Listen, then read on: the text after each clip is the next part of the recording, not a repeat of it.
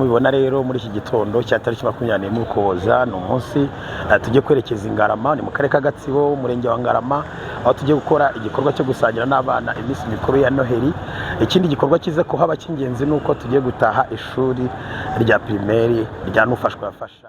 Yes, twongeye kubashimira abakunzi ba Impinga Media. Aka kanya twakiriye Gutaman Gota, mwe mu banyamakuru mu Rwanda bakomeye cyane kandi bamazemo igihe kinini muri uyu mwuga. Gutaman Gota, turakwakiriye ku Impinga Media. Murakoze cyane Impinga Media, njya mbakurikirana, ndabashimiye kuba mwanyakiriye. Yego, Impinga Media abayikurikira aka kanya bari kubona nyuma yawe hari abana, ariko ndagira ngo ari wowe ubisobanura. Turi hehe, turi mu kihe gikorwa? Ya, murakoze. Nitwa Buryakera Jean Paul Gutaman Guta, murandi ndi umunyamakuru ku Isango Star, nkaba n'umuyobozi wanashinze Nufashwa yafasha organization.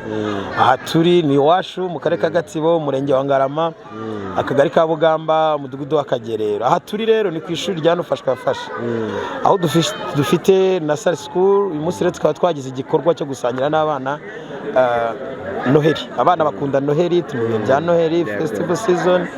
Biba byiza rero tujya twicara, twabigize umuco ko buri mpera z'umwaka dusangira n'abana. Si ibyo gusa ko byakubitanye nuko tumaze iminsi twagura ishuri, aho tumaze igihe twagura primaire, dushaka gushyiraho primaire kugira ngo abana bazakomereza aha ngaha. Uyu munsi rero twatashye n'ibyumba by'amashuri bishya bya primaire bizatuma abana bakomeza kwiga bakazamukira muri environnement nziza bizabafasha kwiteza imbere. Mwari mugiye gufungura primaire, ni nasari yatangiye ryari? Ese izo mbaraga mwazikuye zo kuba mwatangiza iyo nasa? Ya, murakoze cyane. Nasari school yatangiye 2018. Icyo gihe twakoraga mu nzi code, tugenda twaguka. Ni nasari, ishuri abana bigira ubuntu ribafasha kugira ngo bagire nka fondation y'uburezi. Ubwo twaje gukomeza rero 2021, ndabyibuka byari ku munsi mpuzamahanga w'umwana w'umunyafurika 16 z'ukwa gatandatu, ubwo twatashye iyi nasari. Ubwo ni imyaka 3, baby, middle na top. Abana rero urumva guhera 2021 kugeza iki gihe, umva imyaka hafi 4 irashize, hafi 4. Urumva rero ni igikorwa twatewemo inkunga n'abafatanyabikorwa bacu guturuka mu gihugu cy'Ububiligi ndetse n'Ubusuwisi. Tunabashimira cyane, babita intara y'Uburengerazuba y'Ububiligi yadufashije, Umubano Association nabo n'abadufashije, n'organisation yadufashije, Spain Direct na Hope byo mu Busuwisi. Rero byagiye bidufasha kuba twabona uburyo bwo kubaka ndetse no kuba twabona ibyo guhemba abarimu. Urumva ko uburezi ni challenge, kuko nyine abana ntabwo bishyura, urumva bisaba kugira ngo dushake andi maboko. Rero ubu twatashye no primaire ho, turateganya gukorana na leta ikazadufasha kuba twahemba abarimu, tugakorana na leta kubw'amasezerano kugira ngo natwe tworoherezwe uwo mugogoro guhemba abakozi, ubundi tubone gukora n'ibindi bikorwa bizajya bituma bizamura imibereho y'abana, birimo imikino, imyidagaduro, ibintu nk'ibyo nyine, ku buryo abana nk'uko mwabibonye ni abana basobanutse. Urumva rero ko dukomeje gushyiramo imbaraga, mu gihe kizaza hava abana b'abahanga bafite impano zitandukanye, abanyamodaringa, baririmba, ibintu byose nyine hano impano zirahari. Yes, iri shuri nk'uko wabivuze riri muri Gatsibo mu ntara y'Uburasirazuba. Igitekerezo kuki washingiye hano? Hari abantu wenda bagiye batanga inkunga muri Nufashwa yafasha n'abandi batandukanye, ariko se nka Gutaman Guta, projet yawe yo gutangira ishuri hano kuki warihereye hano muri uyu murenge, kandi bizafasha iki abo muri uyu murenge? Urakoze. Burya ujya gutera uburezi arabwibanza. Njye n'igitekerezo natekereje nyine guhera aho mvuka. Burya ubanza ugakemura ibibazo by'iwanyu nyine, gushimira n'abagiye bafasha batiteye kuvuga ngo se kuki yabitangiye iwabo. N'undi wari wese dukurikiye, undi wari wese agize igitekerezo, buri wese agasubiza amaso inyuma akareba aho yaturutse, hari icyo yakora. Hahandi wize primaire, hahandi wabaye, ese ubona ari iki wakora kugira ngo naho uhazamure ugire ikintu ufasha abantu bawe. Twese buriya tuba tugomba gusenyera umugozi umwe kugira ngo igihugu cyacu tukigire cyiza, twubaka igihugu cyacu, atari kubivuga mu magambo gusa, ahubwo ibikorwa ubwabyo bikigaragaza, bikaba ari ikintu. Akaba challenge impa abahanzi byamamare by'umwihariko n'abandi bantu kuba bahindukira bakareba basubiza amaso inyuma bakareba aho baturutse bakagira icyo bakora. Ikindi n'ababikora bageze gukora ibintu bifite intego, kuko kubikora bifite intego ukiha intego z'igihe runaka birashoboka. Atari bya byo gukora ngo nabikoze gutya gutya na gutya, ugategura ibintu bifatika ukakora ukagira intego zigaragara, ubona n'abantu bagushyigikira kuzigeraho. Challenge rero mpa urubyiruko, abantu bose uwo ari we wese, kuko our community is our responsibility. Nta wundi muntu uzaza kutwubakira igihugu atari twe ubwacu, kandi uru ni urugero rwiza rugaragaza ko ibintu bibingi bivuga bishoboka. Nta wabyizeraga nkibitangira, ndabyibuka nabitangiye niga muri kaminuza y'u Rwanda icyo gihe mu bitangazamakuru n'itumanaho. Ababyizeraga babonaga se nafashwa yafasha ni ibiki, ariko nyuma nyine barabona ko byagiye bitanga umusaruro, binagira benshi bifasha. Numva nk'hano twatanze akazi mu kubaka, abana bazahigira, ari umubyeyi yahabonye akazi, umwana bazahiga. Ni cycle nziza kugira ngo abantu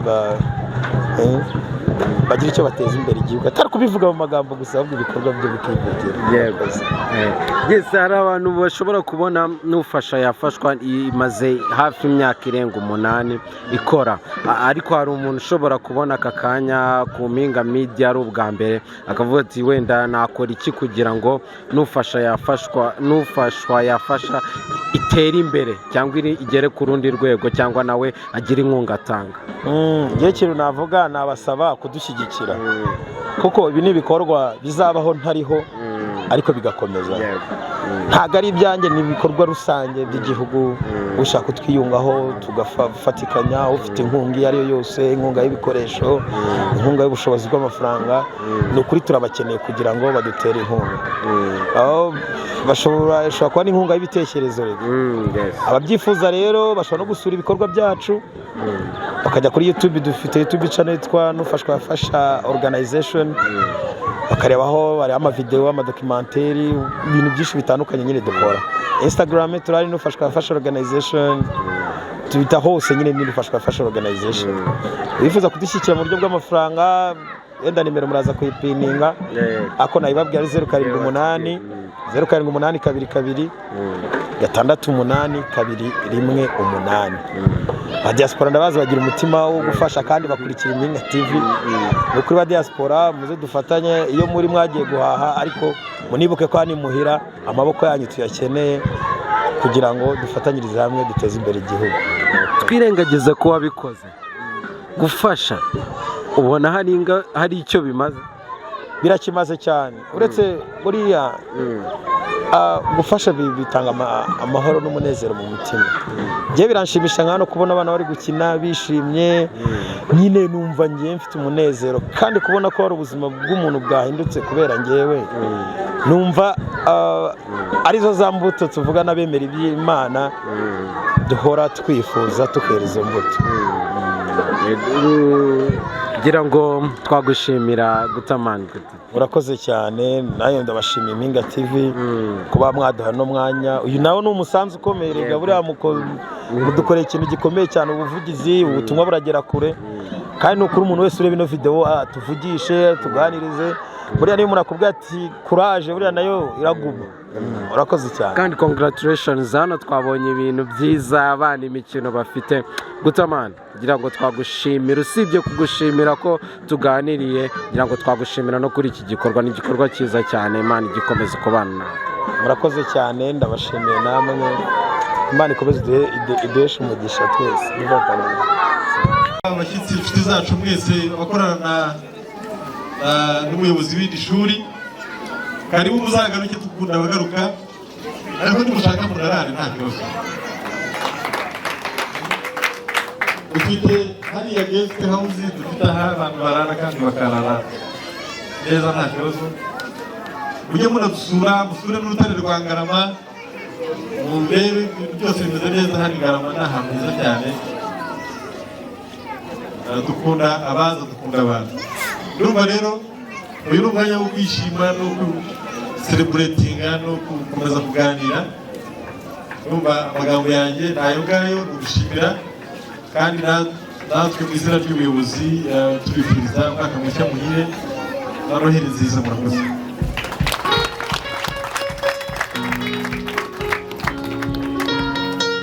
ende y'ubuyaye. Murakoze cyane, reka dushimire umuyobozi umunyamabanga nshingwabikorwa w'umurenge wa Ngarama. Igikorwa gikurikiyeho ni ukujya gufungura ku mugaragaro ibyumba bishya by'amashuri abana bazigiramo. Ubwo abasangizaho amagambo nyuma turareba ikindi gikurikiraho. Hari ikindi uretse kurya no kunywa?